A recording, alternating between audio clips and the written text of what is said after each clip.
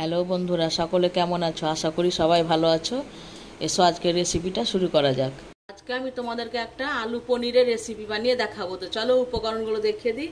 এখানে আমি 200 গ্রাম পনির নিয়েছি। পনিরগুলোকে চৌকো চৌকো করে কেটে নিয়েছি। আর দুটো আলু নিয়েছি, আলুগুলোও চৌকো করে কেটে নিয়েছি। একটা টমেটো কুচি করে কেটেছি, একটা পেঁয়াজ কুচি করে কেটে রেখেছি।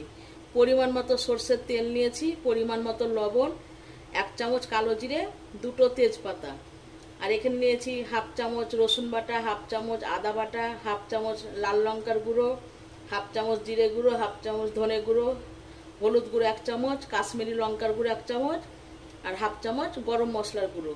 আর এখানে একটা সাদা মশলা তৈরি করে রেখেছি। 2 চামচ টক দই নিয়েছি, 10টা চিনে বাদাম আর 10টা কাজু বাদাম একসাথে আমি মিক্সিতে পেস্ট করে রেখেছি। সরষের তেল দিয়ে দিয়েছি আমি 4 চামচ মতো। তেলটা আমার গরম হয়ে গেছে। ওই তেলের মধ্যে এবার আলুগুলোকে দিয়ে দিচ্ছি। আলুগুলো ভাজা হয়ে গেছে, এবার আমি আলুগুলোকে অন্য পাত্রে তুলে নিচ্ছি। সব অন্য পাত্রে উঠিয়ে নিয়েছি। এবার ওই তেলের মধ্যেই লবণ দিয়ে দিচ্ছি। দিয়ে এবার পনিরগুলোকে দিয়ে দেব। পনিরগুলো ভাজা হয়ে গেছে, এবার আমি পনিরগুলোকেও অন্য পাত্রে উঠিয়ে নেব। উল্টে পাল্টে পনিরগুলোকে ভালো করে একটু ভেজে নিলাম।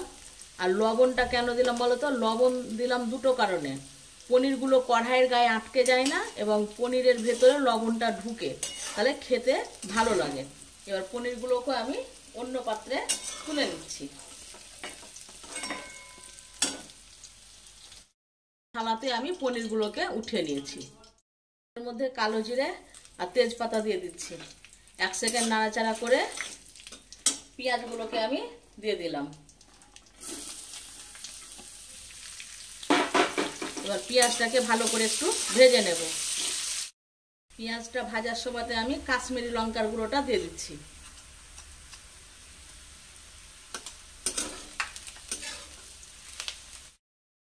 এবার টমেটো দিয়ে দিচ্ছি,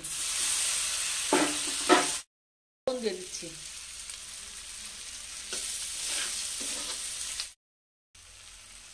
এই সময় সব মশলাগুলো এখন আমি দিয়ে দিচ্ছি। মশলার প্লেটটা ধুয়ে জল দিচ্ছি।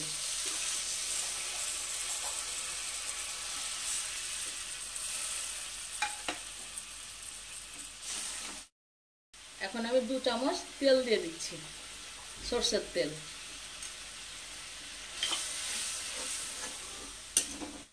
মশলাটা 5 থেকে 6 মিনিট মতন আমি কষে নিলাম।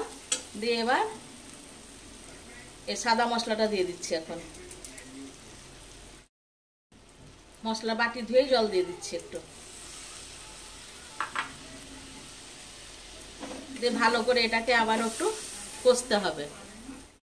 মশলাটা কিরকম দানা দানা হয়ে গেছে, মানে মশলাটা কষানো হয়ে গেছে।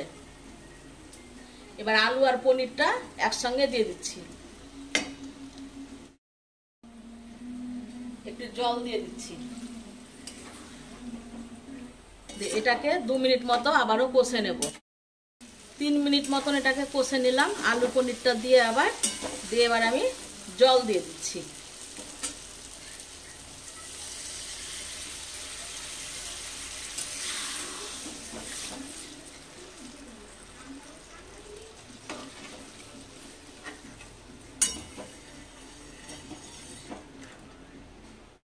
এই দেখো তরকারিটা আমার হয়ে এসেছে।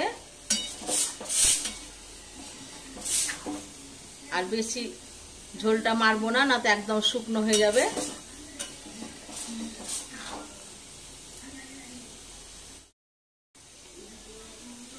সবশেষে আমি একটু ঘি দিয়ে দিচ্ছি। এই দেখো কেমন হয়েছে বন্ধুরা জানায়ও। আর অবশ্যই একটা লাইক করে দিও যদি ভালো লাগে। রেসিপিটা আমার কমপ্লিট হয়ে গেল।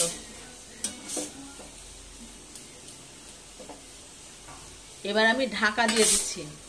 5 মিনিট পর ঢাকাটা খুলবো। গ্যাস বন্ধ করে দিলাম। তাহলে আজকের মতো বন্ধু বিদায়, আবার কালকে আসবো। না খুলে দেখে নি কেমন হয়েছে। এই দেখো এবার আমি এটাকে অন্য পাত্রে তুলে নেব। তাহলে আজকের মতো বন্ধু বিদায়, আবার আসবো কালকে।